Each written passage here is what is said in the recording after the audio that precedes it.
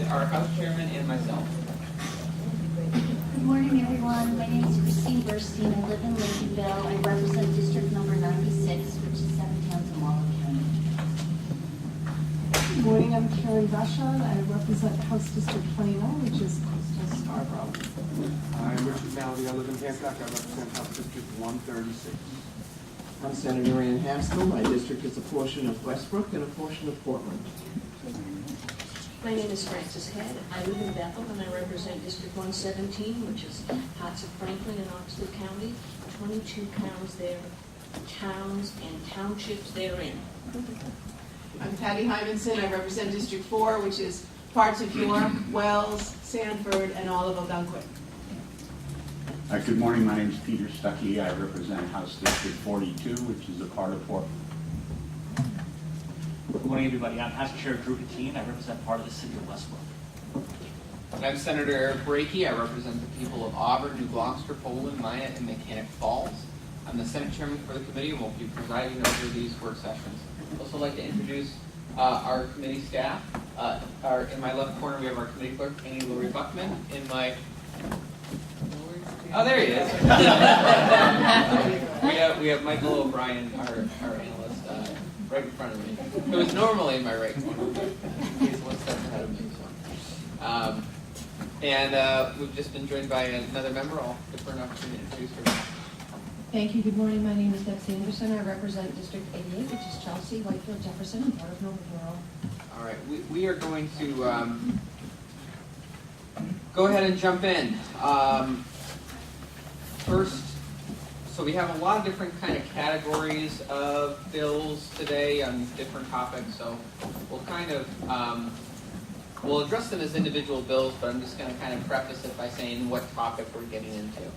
The first three bills that we're going to be dealing with are 471, 606, and 1076. These are all in and around the issue of vaccination in the state. Let's just go in order. We'll start with LD 471, an act to improve childhood vaccination rates in Maine.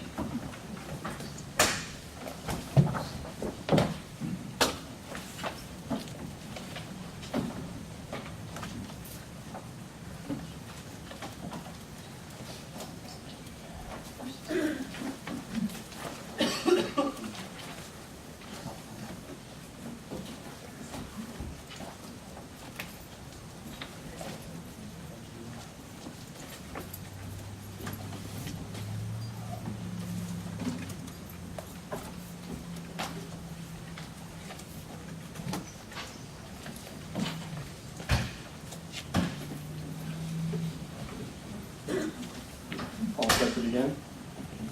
Take us away. Thank you. So I know that we're just taking up LD 471, but I did pass out all of the vaccination related materials together. And so I'll read the summary of 471 and then I'll skip down through the rest of the analysis and explain what's in the packet here before you. So LD 471 is an act to improve childhood vaccination rates in Maine. This bill requires a parent or guardian who is seeking a philosophical exemption to routine childhood vaccination when enrolling a child in school or a licensed daycare facility to present written documentation signed by a healthcare practitioner that the healthcare practitioner has reviewed with the parent information about the risks and benefits of immunization that is consistent with information published by the Federal Department of Health and Human Services Centers for Disease Control and Prevention. And I'll skip down to the bottom of the salmon-colored sheet that's in front of you. And what I have prepared in this packet is I pulled the immunization statutes, which are in Title 20A, Chapter 223, Subchapter 2, and that's that subchapter in its entirety in this white packet. I also pulled the packet in green, are the Maine Department of Health and Human Services, CDC joint role with the Maine Vaccine Board, the list of vaccines to be provided by the Universal Childhood Immunization Program. And again, that's the green packet that's here before you. I've also provided the the department's joint role with the Department of Education, which is the immunization requirements for school children, which is attached here in blue. And we can, if the committee has any questions about what's contained in that, we can walk through them or during the course of the deliberations. But I just wanted to make you aware of what's in front of you at this time.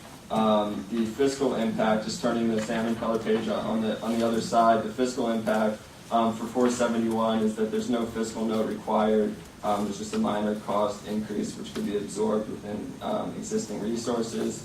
And then there was several information requests that were made. What do the DHS rules and the Department of Education rules say about the vaccine schedule? Where does our schedule come from? Who are we listening to? How is the philosophical exemption exercised? Are doctors who are giving immunizations being incentivized to do so? Did the CDC release the hepatitis B vaccine before the data was legitimatized? What is the tipping point for herd immunity?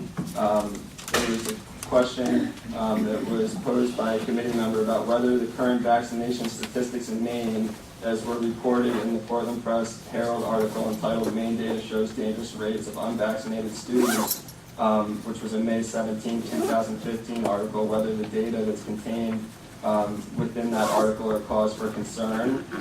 And I included that article. It's the white packet at the end. At the end here, and many of those requests were posed to several individuals and organizations. The Maine Medical Association replied, gave us a written reply to the tipping point question, which I've attached here, and Mr. Mishu is available if anyone has any questions for him. Also, the Maine Medical Association provided a written response to a general request by the committee, by a committee member at the public hearing about ideas for addressing this conundrum. Just just a recommendation for how the committee should move forward. And again, Mr. Mishu provided a response to that in writing, which is contained in this packet. There was also an invitation for a member of the Maine CDC and the Maine Department of Education to come speak to these issues, as well as an invitation to Ms. Holly Lusk from the Governor's Office to participate in today's discussions. There were a few proposed amendments that are related to a bill that we'll be taking up a little bit later on today. And then there was also a memorandum that was submitted by Maine Health by Mr. Dan Morin, the Director of Government Affairs, where he had a fact sheet that he wanted to have distributed, and that's also contained in this packet. So I know that there's a lot of information here in front of you, and so I'll wait for your directions about how to proceed, if you'd like anything explained in this packet, or if you'd like to hear from folks in the audience. Well, I guess I'll say first, I hope that, I think we had extensive conversation about these issues in the public hearing. I think a lot of these are issues that I don't know how much additional conversation is gonna, I think there's a lot of firm beliefs on one side or the other on this issue. I don't know how much additional conversation is gonna impact that, how people intend to vote on this. That being said, if there is discussion, if there is requests for additional information, people think that additional information is important for them in determining how they seek to vote on this. And absolutely, you are welcome at this point in time to make requests for additional information. That sounds good to you. Well, again, I still kind of approach this thinking a lot about the public health aspects of this, and I know there were some questions that we posed, and if there's some, I don't know, do you know if there's anyone from the CDC or Department of Education who has joined us today to sort of give us their point of view? I sent a request about them. I think that Mr. Allen. Someone just stood up and I said that. Sometimes I say things and give me some It's fine to Berwick, the Director of Maine Immunization Program with Maine CDC. Do you come up? Yeah.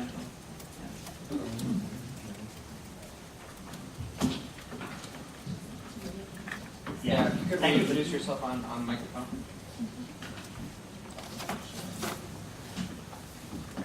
No, you just turned it off. I'm Tanya Philbrick, the Maine Immunization Program Director with Maine CDC. And what questions have I answered? Well, you know, again, I guess I have a general question, and I really appreciate the fact.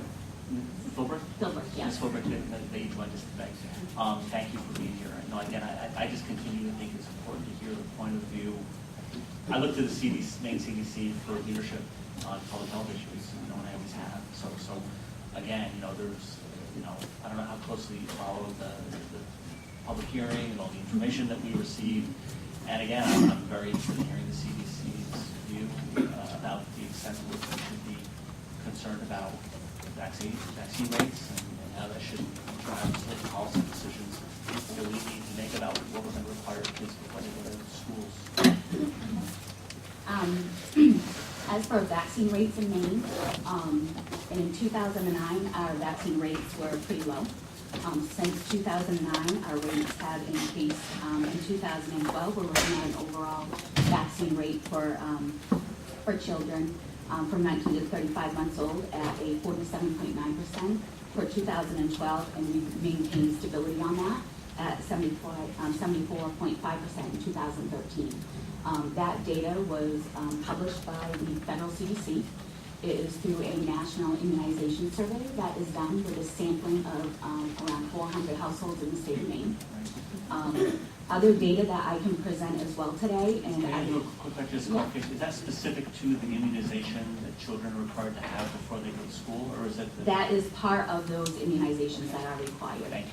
If you want the specific requirements, I do have that for the MMR, the Tdap, if you would like those as well. Right.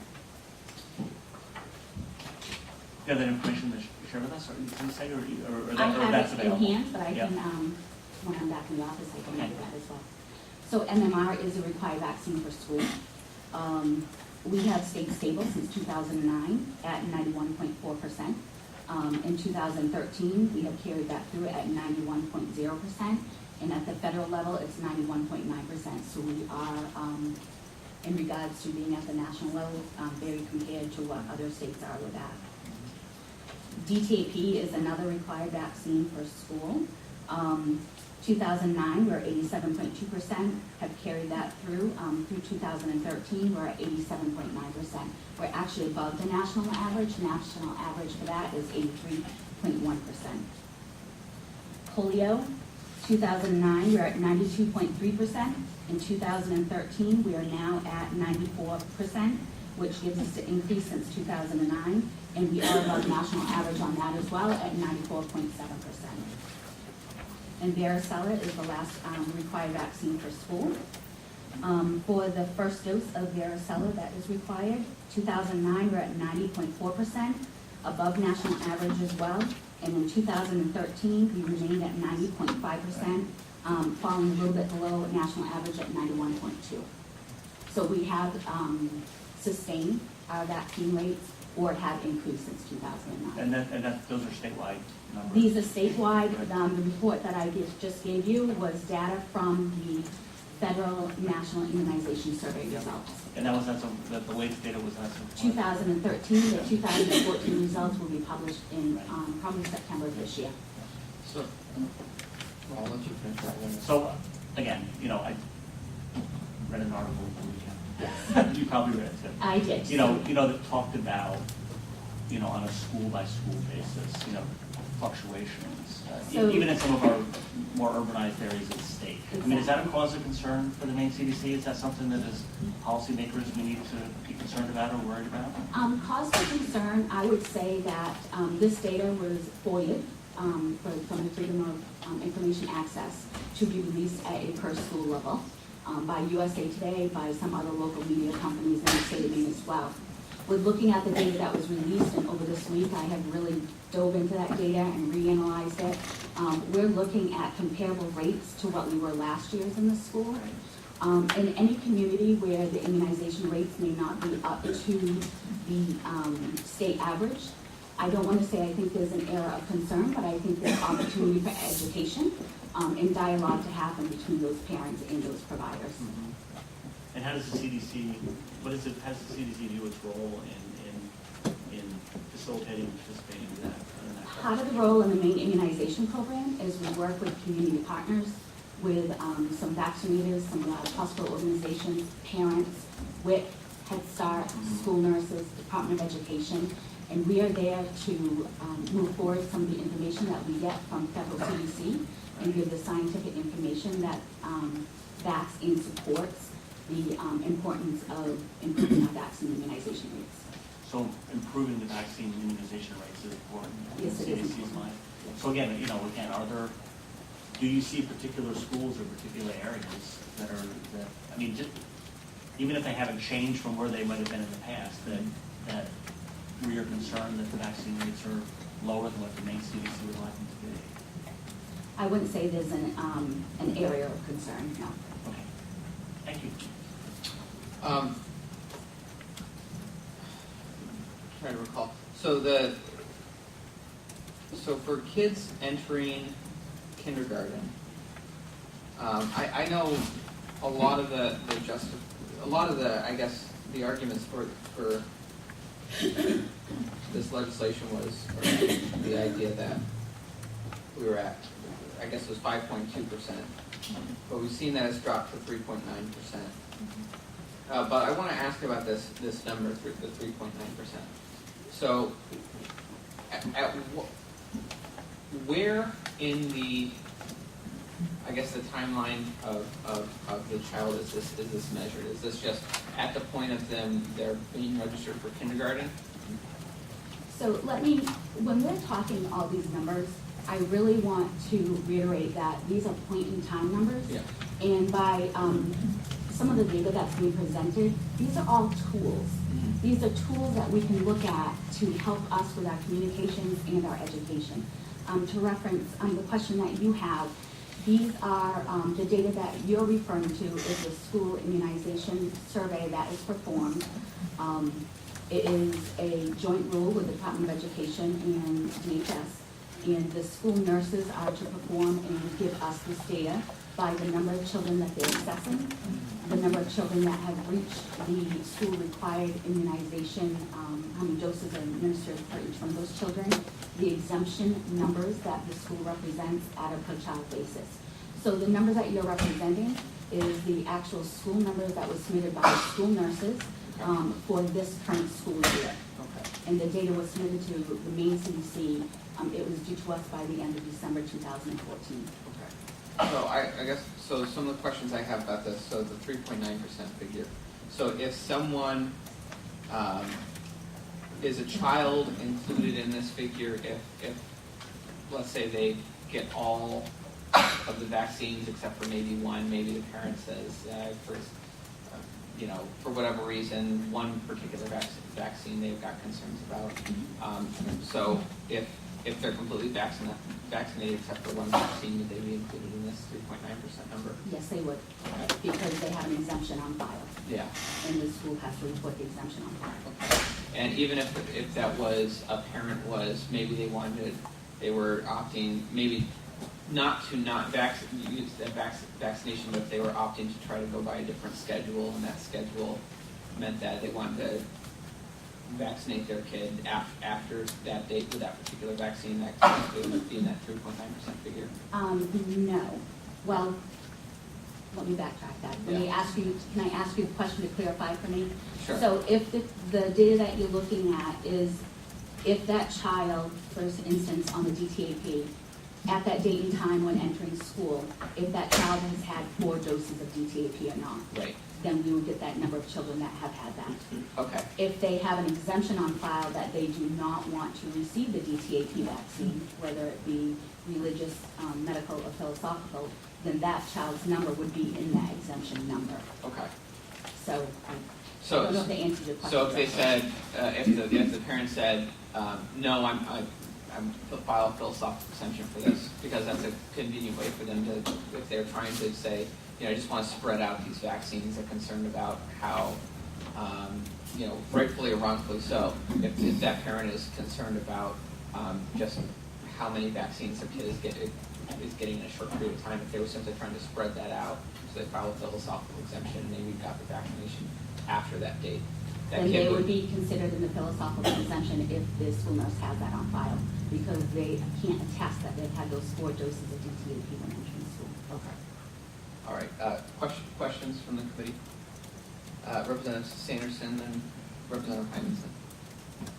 Thank you. Could you just repeat the numbers for MMR? I've got the rest of them, but I did not catch both of them. For MMR, for 2009, the state of Maine was at 91.4%. Up through 2013, we're at 91.0%. Federal CDC is at 91.9%. Thank you. Representative Hymanson. Thank you. Thanks. I had some questions about herd immunity. So I'm looking at, I know numbers and numbers, but if there are tipping points for various vaccines for herd immunity, and we seem to be below in the Tdap, especially diphtheria and pertussis, what it might take to support herd immunity. So again, herd immunity, for the listening audience, whatever, is what it would take to protect someone who isn't vaccinated, a very young person, or someone who's immunocompromised. Depends on the herd being vaccinated so that the disease doesn't penetrate the community. So I wondered how you dealt with that idea that there may be places in the state that don't have a herd immunity. How do you bring the conversation to the community about that? Our conversations start with our medical providers in those communities, and we rely on the medical providers to have those conversations with those parents. Do you alert them? Do you alert the medical community that we've fallen below the numbers? Part of our responsibility in the Maine Immunization program is that we report back to the providers who are enrolled in our program what their immunization rates are. We also have a staff member that visits these provider offices and talks with them about strategies, about maybe doing reminder recalls to bring those patients back in that may have missed doses. We have given some tools for some dialogue that's been published by the federal CDC to engage in some of these conversations, to help have discussions about maybe some fear or angst, and to give some scientific information about it. So our role in this is to be having these discussions at the provider level. And again, we have done some partnerships with the Department of Education, with the school nurses, and have been able to have some dialogue with them as well, to have them play an active role with having discussions with parents. And the workforce that you use to do this, because we have heard about the cuts in the workforce for CDC. What is the workforce, and how do you feel that, is that okay or not? Those cuts are concerning, so I wondered if that cut into your work. The cuts are concerning. I do have some shortages of staff in my program right now, but the staff person that is dedicated to perform this work that you're asking about is fully staffed, and I have the capability to continue with that effort. And does that workforce go into the community as part of monies that's directed from the tobacco settlement? No. Okay, so it's separate. Yeah, Maine Immunization Program is funded 100% with federal money through the Federal Centers for Disease Control through a cooperative agreement that we apply for annually. We receive no general fund or Healthy Maine Tobacco Fund or any other funding to support our operational costs in our program. Okay. And if you were to be made whole, if I could put you on the spot and ask in your wish list of how many people you would like to have to be made whole for your immunization efforts, how many would you need? I think that's a loaded question. It is. And the reason why I state that is we are doing some additional strategic planning within Maine CDC and looking at other resources that may be available to help assist with doing some of this outreach. So I don't feel I could answer that question. But I appreciate that you're time. thinking about it, and there's a mechanism for going forward. Definitely. And It is something I think about. I think about it often. I don't just think about it once a year when I apply for our federal grant. I look at strategies over a 5-year period of what our new requirements may be at the federal level. and I ensure that we are capable of meeting those requirements before we even apply for the cooperative agreement. Thank you very much. You're welcome. Can I ask what your background is? Sure. So I've been with the Maine CDC for 15 years. I've been the program director for a little over 2 years now. My background is I was born in a family business, and I've learned grassroots efforts by my father. I went to school and I have my medical assistant degree, and I also went to Thomas College and have my bachelor's in business management. Great. Okay, thank you very much. You're welcome.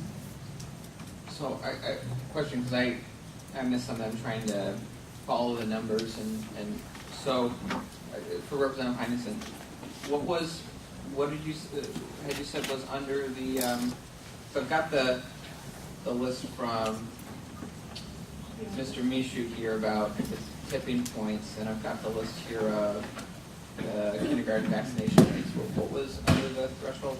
The Tdap, so the Tdap is tetanus, which we're not reporting out, the diphtheria, and pertussis.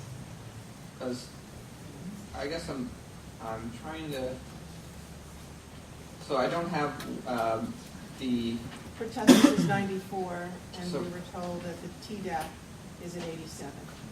okay, well, the table I have here says that the DTaP is at 95.54 for kindergarten. The numbers that vaccinations. we just got from.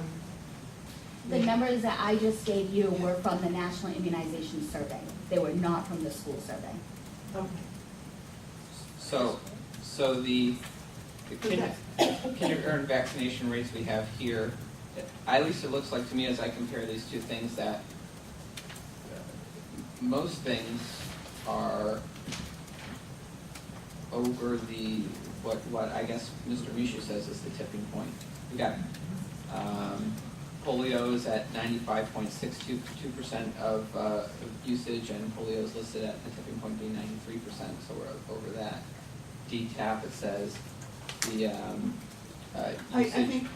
think what I was referring to was the schools that are not, not the aggregate. Oh, but so the they are individual the individual schools that are not supporting the herd immunity, and what educational efforts are going on to develop them up to herd Okay. immunity, Okay, not the aggregate. all right, I understand the conversation.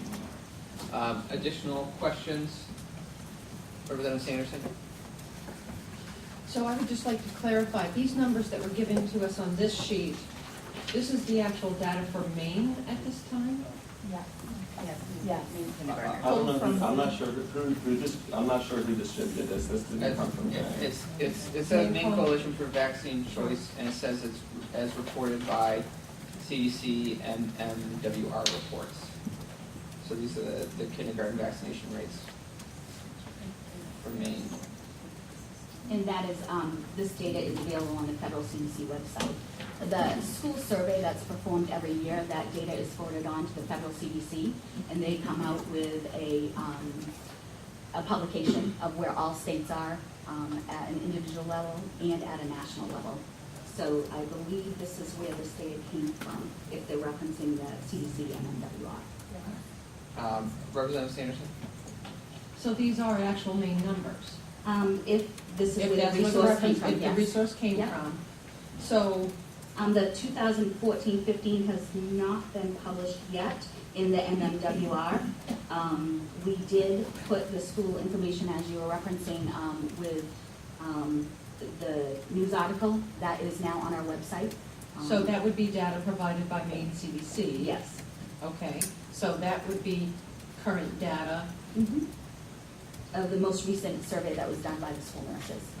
Okay, so the numbers that were taken from the national piece don't necessarily correlate. Well, that was probably for past years, not current years, correct? Think of it as a couple different things. I'm trying to understand what Yes. these numbers So are. like I referenced before, there's different tools that can be utilized. The data that I gave you for the single antigen vaccines, what are required at the school level, was from the National Immunization Survey that's performed annually by federal CDC.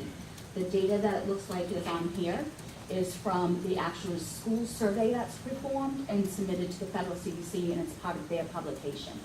So think of it as different tools. You may have different data sets because of the different groups and the different cohorts that are being assessed. Okay, but these do accurately reflect the rate of vaccination in our schools at this time.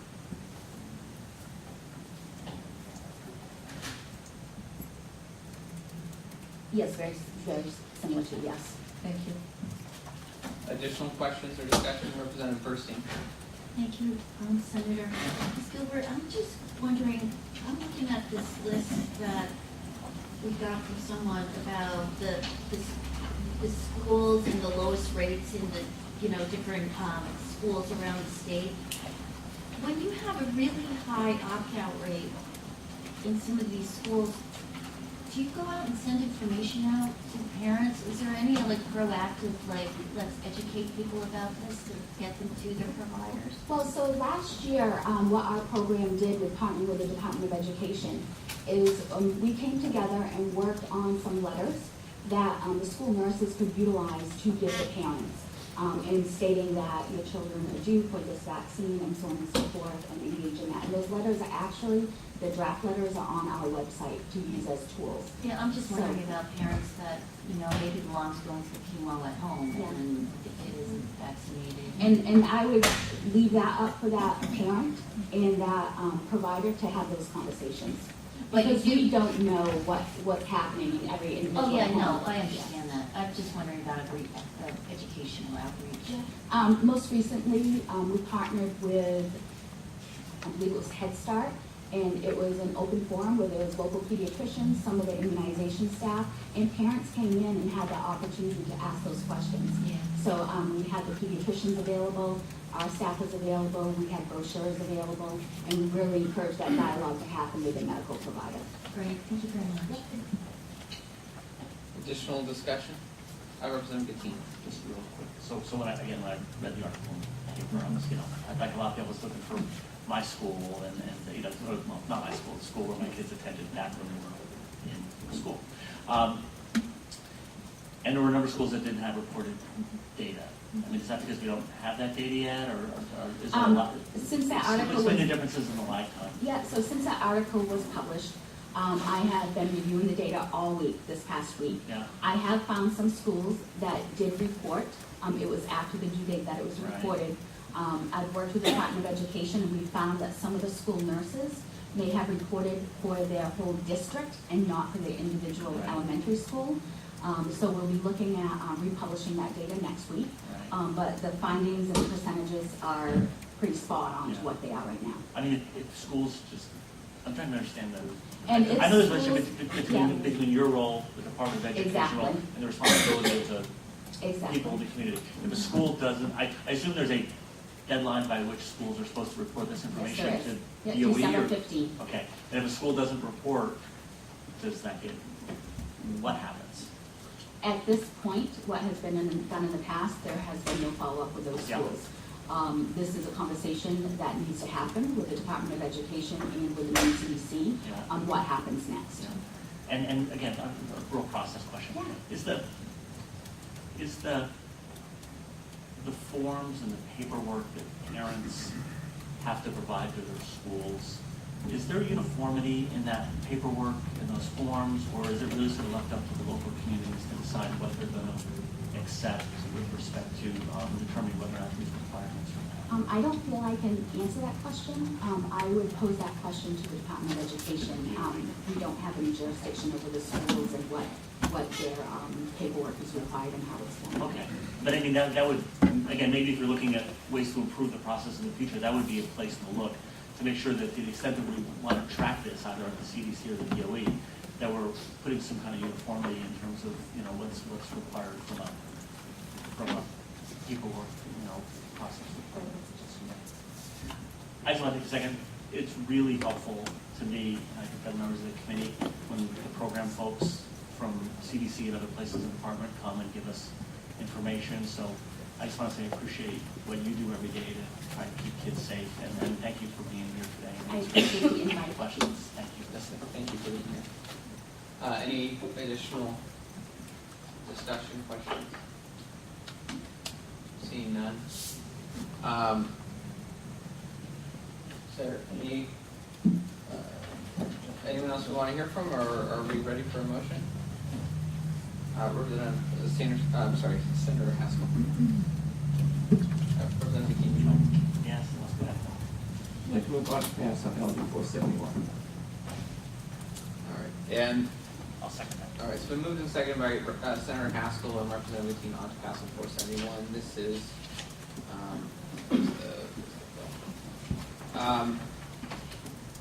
is there any discussion? Again, this is an act to improve childhood vaccination rates in Maine. This is the bill that would require individuals to get sign off that they've had a conversation with a doctor. Representative Stuckey. I guess I'm gonna vote for the bill, but not without an enormous amount of really kind of conflicted thinking. I'm going to vote for the bill because I think it brings together the public health issue and personal responsibilities and rights in one place. And that's in the conversation between the patient and the doctor, or the parent in this case, and the doctor. And as someone who is incredibly concerned about the quality of the healthcare system and the outcomes of our healthcare system, I really think that the single most important key to moving both of those issues forward is the relationship between those two components, the doctor and the patient or parent. And I think the quality of that conversation, we ought to be looking for every opportunity we can to move public policy to promote the occurrence of that conversation. And while we do that, we should also be mindful of the quality of that conversation. And I think, unfortunately, in our world today, that conversation is much too vertical.